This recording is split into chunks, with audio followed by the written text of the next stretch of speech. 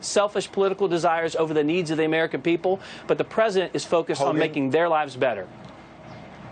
And Hogan, the president last week obviously acquitted in the Senate. It feels like a long time ago, it was just a few days ago. And yet the Democrats this morning talking about a whole new investigation of the president over Roger Stone, the sentencing being reduced now. Chuck Schumer says, quote, the American people must have confidence that justice in this country is dispensed impartially. That confidence cannot be sustained if the president or his political appointees are permitted to interfere in prosecution and sentencing recommendations in order to protect their friends and associate. Hogan, did the president or anyone at the White House pressure the Attorney General or others at the Justice Department to reduce Roger Stone's sentence?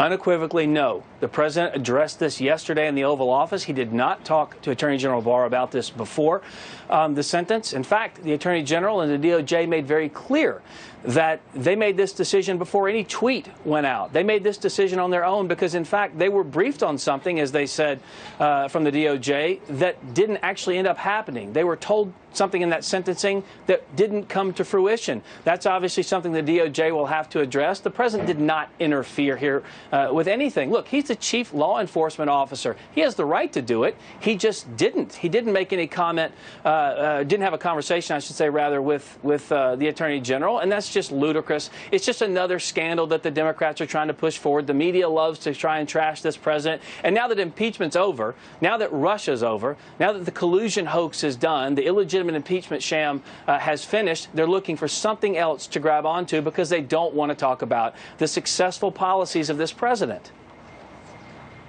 You know, so many of those that were asked in the voter analysis actually responded that impeachment has hurt Democrats so far. Hogan, what does the White House, what does the presidency so far has been the effect on 2020 of that whole impeachment process? Final thoughts.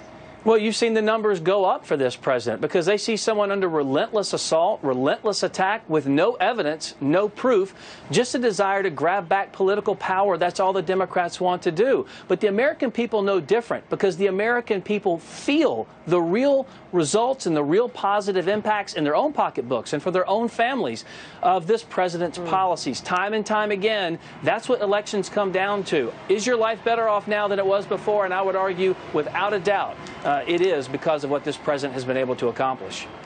Well, that will be a central part of the president's case for re-election, no doubt. We saw him preview that at the State of the Union. Hogan Gidley, we appreciate you coming in this morning. Thanks, Hogan.